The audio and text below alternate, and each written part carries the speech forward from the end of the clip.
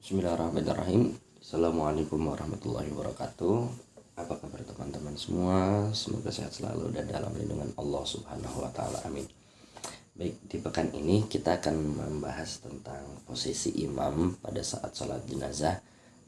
Kan kemarin juga ketika di kelas kita sempat praktek gitu ya, sempat praktek kemudian bagaimana posisi imam, terus apa saja sih yang dibaca, kemudian juga banyak hal-hal yang perlu diperhatikan seperti itu. Nah, untuk posisi imam kemarin sudah dijelaskan pada saat Hisam menjadi imam mensolati jenazah laki-laki. Nah, kemudian saat Ramis juga jadi imam. Nah, itu bagaimana? Nah, seperti itu. Nah, di sini insya Allah kita akan mempersingkat waktu aja, nggak usah lama-lama.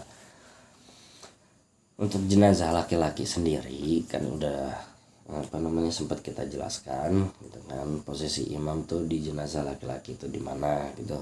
Nah, kemudian untuk di jenazah perempuan di mana. Nah, posisi imam untuk di jenazah laki-laki itu kemarin juga udah dijelaskan bahwasannya posisinya itu ada di bagian kepala. Ada di bagian kepala. Nah, bagaimana cara kita mengetahui bagian kepala itu yang mana? Nah, karena mayat itu kan diposisikan sejajar gitu ya. Nah, ketika mayat ada di hadapan imam, nah berarti posisi kepalanya itu berada di tangan kanan ketika imam sudah menghadap kiblat gitu kan. Itu di kepala. Kemudian untuk yang perempuan, nah posisinya itu adalah di pusar atau di bagian perut seperti itu. Nah, itu perlu imam perhatikan. Nah, kenapa? Nah, kemudian bagaimana cara kita mengetahui posisi perut perempuan? Nah, seperti tadi sudah dijelaskan bahwasannya ketika mayat sudah ada di hadapan imam, nah posisi mayat pusarnya itu ada di mana? Pasti ada di bagian tengah gitu kan. Nggak mungkin pusar ada di kepala ataupun ada di kaki, nah itu nggak mungkin. Nah, maka imam berposisi ada di tengah-tengah keranda seperti itu. Nah, bagaimana kalau untuk yang anak-anak? Nah, anak-anak sama aja tadi kayak yang udah aku jelaskan. Kalau anak-anak itu sesuaikan di itu jenis kelaminnya laki-laki ataupun perempuan seperti itu. Kemudian selanjutnya siapa saja sih yang berhak untuk mensolatkan jenazah? Nah, baik. Yang pertama ialah ayah jenazah seperti itu. Kemudian kakek dari ayahnya, artinya kakek kita itu boleh. Kemudian anak laki-laki. Nah, kalau orang tua meninggal, yang laki-laki itu boleh mensolatkan orang tuanya. Kemudian yang yang keempat ialah cucu laki-laki dari anak laki-laki jenazah. Nah, artinya ketika kakek meninggal, nah teman-teman itu bisa untuk mensolatkan. Kemudian lalu yang kelima ialah saudara kandung laki-laki jenazah. Nah, kalau misalkan jenazah tersebut punya adik ataupun kakak laki-laki, itu boleh untuk mensolatkan. Yang keenam ialah saudara laki-laki yang seayah dengan jenazah. Nah, artinya itu paman, itu boleh.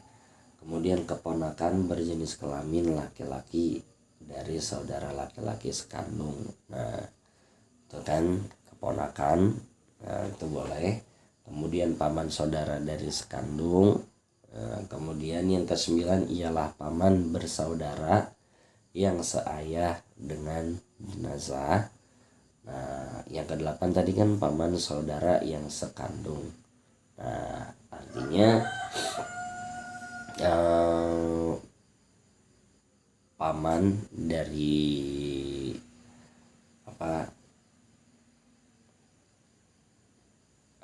artinya paman itu bisa mensolatkan.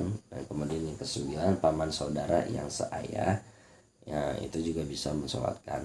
Artinya paman dari dari baik itu laki dari ibu ataupun dari keluarga ayah, nah itu boleh untuk mensolatkan. Kemudian yang ke-10 ialah keponakan berjenis kelamin laki-laki yang masih saudara kandung, seperti itu. Kemudian sepupu, nah dari anak paman yang masih ada saudara gitu. Kemudian sepupu yang merupakan dari anak paman ya yang seayah, artinya dari keluarga, baik itu dari keluarga ayah ataupun keluarga ibu, itu sepupu itu boleh mensolatkan. Kemudian tuan yang pernah memberikan ataupun memerdekakan, nah artinya kalau misalkan mayat tersebut dulu pernah menjadi budak, nah maka ketika dimerdekakan, nah tuannya tersebut itu boleh untuk mensolatkannya. Kemudian yang ke-14 sultan ataupun presiden, artinya orang yang terpercaya. Dan kemudian yang ke-15 ialah kerabat berjenis kelamin laki-laki atau bukan dari ahli waris, artinya bukan dari keluarga gitu kan. Nah itu boleh. Dan selanjutnya ialah suami jenazah. Kalau jenazah perempuan itu suami yang mengimamkan. Nah yang perempuan nggak boleh jadi imam gitu. Boleh jadi imam kalau misalkan makmumnya perempuan semua gitu. Kemudian yang ke-17 yang terakhir ialah selain saudara dan kerabat jenazah ataupun orang lain juga itu boleh untuk mensolatkan jenazah ataupun menjadi imam di sholat jenazah. Kemudian tertinggal sholat jenazah, bagi umat Islam yang tertinggal melaksanakan sholat jenazah, ada baiknya dia tetap masuk ke dalam shaf, ke bagian shaf. Nah, dan masuk bersama imam di bagian sholat jenazah yang tersisa. Kalau misalkan imam sudah melaksanakan 2 takbir, berarti udah ikutin takbir sisanya. Nah, kemudian 2 takbirnya itu gimana? Nah, itu udah nggak usah tidak perlu untuk dilakukan ulang kayak gitu, karena ini kan bukan sholat wajib, itu fardu kifayah hukumnya. Artinya ketika ada orang yang sudah melakukan maka gugurlah kewajiban tersebut, seperti itu. Kemudian jenazah sudah diangkat. Nah, jika jenazah sudah diangkat namun belum dikuburkan atau dimasukkan ke liang lahat, dia bisa melakukan sholat jenazah di kuburannya. Nah, artinya ketika jenazah belum masuk ke dalam lubang, nah itu orang boleh untuk melakukan sholat jenazah di kuburan ataupun di makam. Kemudian wanita mengandung yang terakhir nih. Wanita mengandung ialah wanita yang meninggal mengalami keguguran. Nah, kemudian meninggal sedangkan usia kandungannya telah mencapai usia 4 bulan bahkan lebih, maka hukum untuk menyolati janin tersebut adalah fardu kifayah. Nah, artinya ketika ada perempuan sudah hamil, kemudian usia hamilnya itu sudah lebih dari 4 bulan.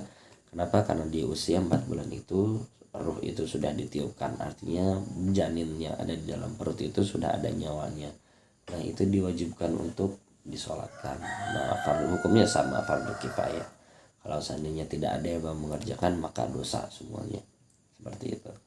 Nah, ketika ada yang sudah mengerjakan berarti udah gugur kewajiban tersebut. Nah, kemudian yang perempuan yang hamilnya ini juga meninggal, nah maka juga sudah pasti wajib untuk disolatkan, seperti itu teman-teman. Baik, kurang lebihnya mohon maaf. Semoga bisa teman-teman pahami. Bila taufiq wal hidayah. Wassalamualaikum warahmatullahi wabarakatuh.